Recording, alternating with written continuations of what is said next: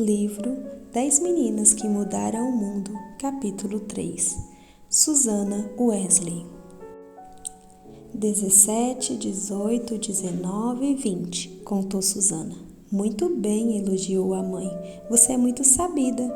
E depois do 20, o que vem? 21? Perguntou. Isso mesmo. E depois? Mas Susana havia esgotado seu repertório de números. Vamos cantar a música dos números para ela? Convidou Wesley. 1, 2, 3, 21, 22, 23 cantaram em rimas infantis. 24 e, com a Susana, 25. Depois todas as crianças caíram no riso. A caçula também riu, mesmo sem saber o motivo. Por que você sempre canta? E com a Susana, 25? Perguntou a menina de 5 anos, um de seus irmãos. Ele riu. Porque o papai e a mamãe tiveram 25 filhos e você é a mais nova. Isso significa que você é a 25ª. Susana espalmou as mãos e observou todos os dedos. Assim é 10. Depois fechou as mãos em punho, abriu as duas novamente e mostrou ao irmão. Assim é 20. E depois fechou as mãos e abriu uma só. E assim é 25. Poxa, quanta criança! Exclamou a menina. E com os dedos bailando, completou a cantiga, com a Susana 25. Acho que deveríamos retornar à lição de casa, disse a senhora Annesley aos filhos mais novos. 3 se sentaram no chão perto da mãe e continuaram contando. 4 sentaram-se à mesa, onde tinham leitura a fazer, e outros 4 estavam no escritório do Dr. Annesley, aprendendo história com o pai. Os demais estavam trabalhando ou fora de casa. Próximo da hora do almoço, o pai reuniu todos na sala de estar para a chamada oral diária. Segundo um livro de perguntas e respostas, fazia uma pergunta para cada filho. Quem criou você? Sorriu para Susana. Foi Deus quem me criou, respondeu. Em seguida, perguntou ao próximo, por que Deus o criou? Deus me criou para louvá-lo e adorá-lo. O que mais Deus criou? Deus criou todas as coisas. Quando o Dr. Annesley chegava ao filho mais velho, as perguntas já haviam ficado bem mais difíceis, mas como fazia a chamada oral todo o dia, os filhos sabiam a resposta. Onde está Susana? Queremos que ela venha brincar com a gente. Susana ouviu a irmãzinha perguntar, mas não respondeu.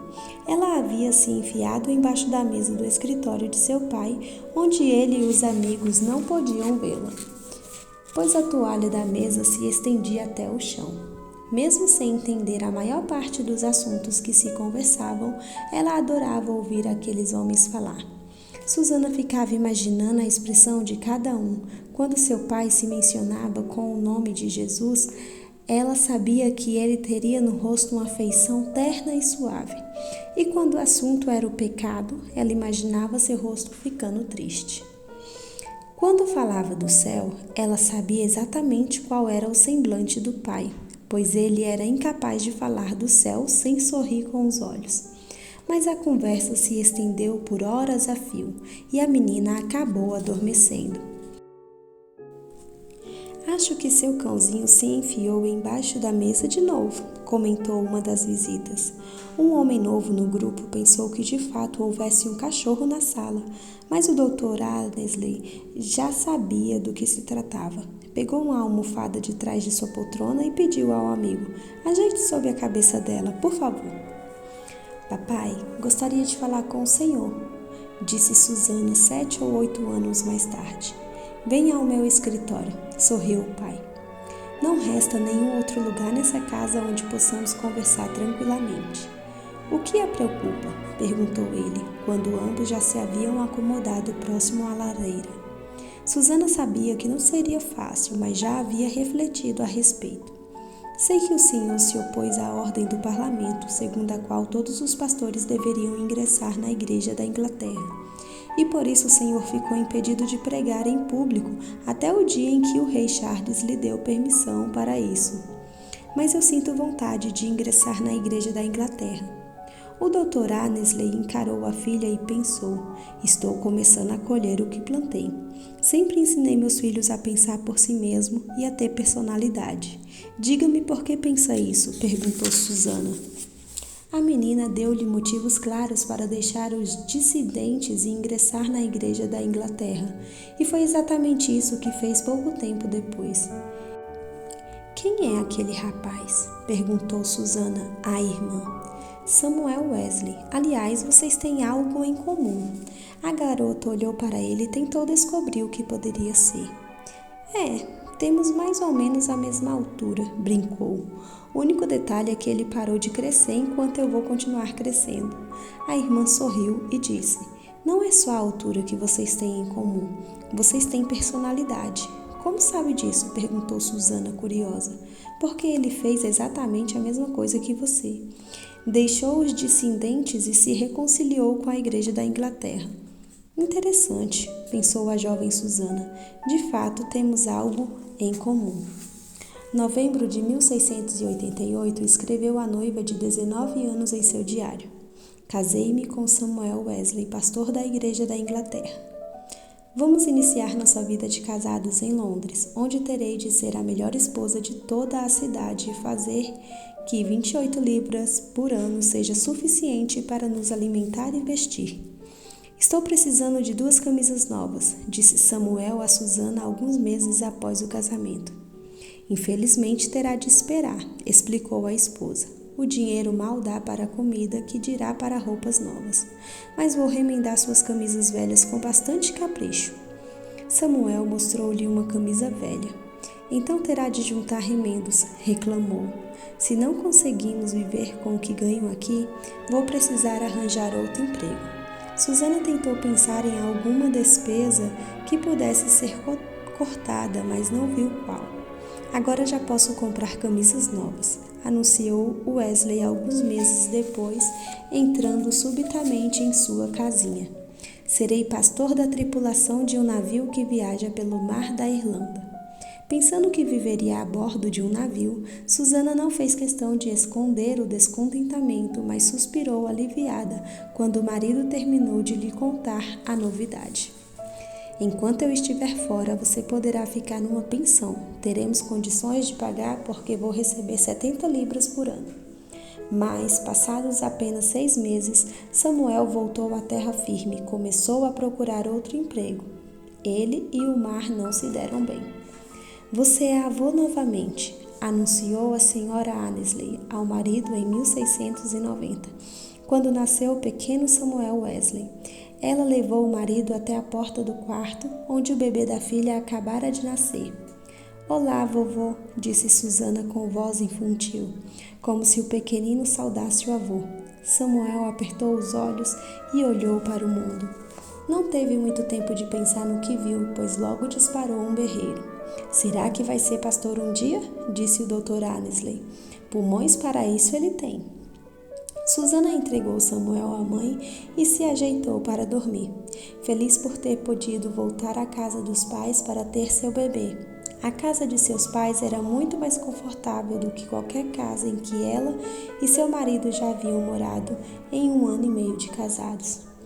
Onde fica South Ormsby? Perguntou Susana alguns meses mais tarde, quando Samuel lhe contou que ia se mudar para lá. Em Lincolnshire, respondeu. É um vilarejo com uma população de no máximo 200 pessoas. Lincolnshire? Respondeu Susana. É longe demais.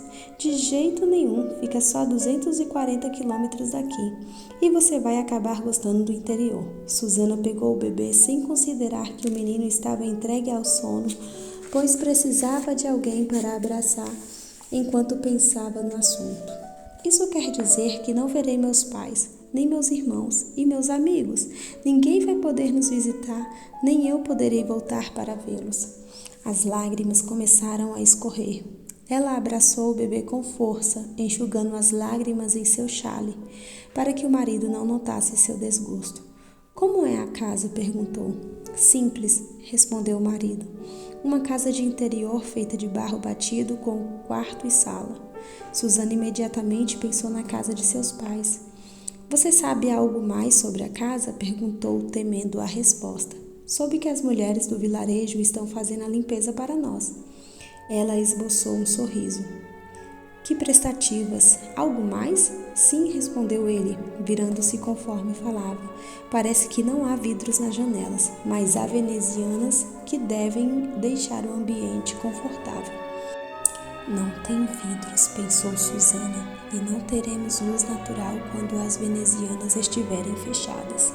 Sentou-se ninando o bebê para se acalmar, quando um pensamento se revelou.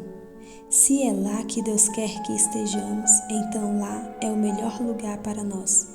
A família Wesley passou 7 anos em South Onsby e depois se mudou para uma casa maior, em Applewood, para abrigar a família que não parava de crescer. A senhora vai abrir uma escola para nós em Applewood? Perguntou uma das crianças enquanto recolhia a lousa e o disse pela última vez na casa antiga. Claro que sim, respondeu Susana. Iniciei a escola quando seu irmão mais velho tinha idade suficiente para começar a aprender e vou continuar até que todas as meninas aprendam. E qual é a lição mais importante que devemos aprender? A menina indagou. Ler, escrever ou saber contar? Tudo isso é importante, respondeu a mãe, mas a lição mais importante é que é preciso confiar em Jesus para ser salvo. Não há nada nesse mundo mais importante do que isso. A senhora Wesley tem uma escolinha na casa pastoral, disse Samuel a alguns membros da sua nova congregação. Ele estava radiante porque mais crianças passaram a frequentar a escola onde sua esposa lecionava das 9 ao meio-dia pela manhã e das 2 às 5 da tarde. Ele ficaria mais feliz ainda se alguns pais dessem alguma contribuição financeira à escola, já que eles estavam sempre precisando de dinheiro. A mulher do Sr. Wesley é muito exigente, era o comentário que circulava pelo vilarejo depois de 2 crianças locais entrarem na escola. Ela é muito rígida, reconheceu uma das crianças quando lhe perguntaram sobre a professora. Na verdade, é rigorosíssima, mas muito justa. A senhora Wesley está realizando cultos aos domingos na casa pastoral, foi o comentário de outro dia. O marido dela está longe de casa e, embora o auxiliar esteja pregando pela manhã, ela acha necessário realizar cultos à tarde também, disse uma vizinha de Susana à amiga. Você quer ir ao culto comigo? Claro que sim, respondeu a amiga. Você notou como os filhos do Wesley prestaram atenção na mensagem pregada pela mãe? Comentou a vizinha no caminho de volta para casa. Notei, respondeu. Não é à toa que o meu Tommy tem aprendido tanto com ela. Usem a cabeça. Susana não cessava de incentivar os filhos e as demais crianças. Em tudo pensem por vocês mesmos, e a coisa mais importante em que pensar é essa: para onde vou quando morrer? Você pode decidir não acreditar em Deus enquanto está vivo, mas você acha que Deus vai aceitar isso no dia do juízo? No dia do juízo final? Quando você lhe disser que não acredita na existência dele? Em 1709, quando o fogo tomou conta da sua casa e seu filho John, de 5 anos, foi retirado das labareiras, são e salvo, ela aproveitou para lembrar a família de que um dia todos teriam de estar diante do Criador. Samuel logo providenciou uma casa nova e, quando se mudaram, Susana escreveu seus pensamentos em seu diário. Outra casa nova e firme também. Fico feliz porque é de tijolos. É muito mais seguro do que madeira, acrescentou lembrando-se do incêndio. Acho que o fato de a casa nova representar um recomeço tem me feito lembrar do passado. Não foi fácil, mas sou tão grata a Deus. De nossos 19 filhos, 10 ainda estão vivos, embora a pobre Mary esteja aleijada. Alguns já se converteram e isso me enche o coração de alegria. Vou orar até o dia da minha morte para que os demais se convertam e para que Deus, por meio dos meus filhos queridos, espalhe as boas novas de que Jesus é o Salvador. Conforme os anos foram se passando e os filhos saindo de casa, Susana passou a escrever cada vez mais em seu diário, sobretudo porque estava difícil conviver com o marido. Sinto que Deus está chamando Charles e John para pregar o Evangelho, escreveu. Meu coração está jubiloso.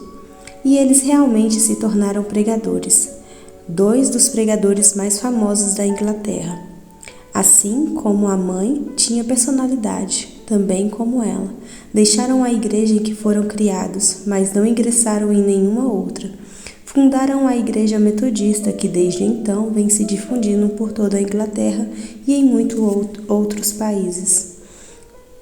Você sabia? Às vezes as pessoas nos pedem para usar a cabeça. Isso significa pensar, refletir sobre algo. Vamos ver alguns fatos sobre o cérebro que talvez você desconheça. O cérebro de um adulto pesa cerca de 1,3 kg. É formado por mais ou menos 15 bilhões de células. Seu corpo todo é controlado por 3 partes diferentes da região cerebral. O cérebro é responsável pelos movimentos do corpo, ajuda você a pensar e a reter informações, e também controla suas emoções. O cerebelo controla seu equilíbrio e permite a coordenação de seus braços e pernas. O bulbo é bem pequeno e regula os batimentos cardíacos e a respiração. O cérebro é uma máquina maravilhosa e não é fruto do acaso, foi Deus quem o criou. Lembre-se, Susana pensava por si mesma, tomava decisões sozinha desde criança. O mais importante, porém, é que ela orava antes de tomar suas decisões. É ótimo pensar por nós mesmos, mas é mais importante ainda pensar no que Deus quer para nós. Nossas ideias e decisões podem dar errado quando não pedimos a orientação de Deus. Pense nisso. Susana disse que qualquer lugar para onde Deus os mandasse seria o melhor para eles. Às vezes precisamos até mudar de cidade. Pode ser um momento muito difícil e de grande ansiedade. Quando você confia em Deus, sente que Ele sempre escolhe o melhor para você. Peça a Ele que lhe mostre como servi-lo, seja onde for. Vamos orar? Senhor, ajude-me a obedecer ao Senhor e a ter fé em todos os momentos de minha vida. O Senhor sempre me acompanha aonde quer que eu vá. Ajude-me a obedecer a sua palavra onde quer que eu esteja. Amém. E esse foi o livro 10 Meninas que Mudaram o Mundo. Não se esqueça de curtir, compartilhar e se inscrever no canal se você gostou e gosta desse conteúdo. Abraço e até a próxima!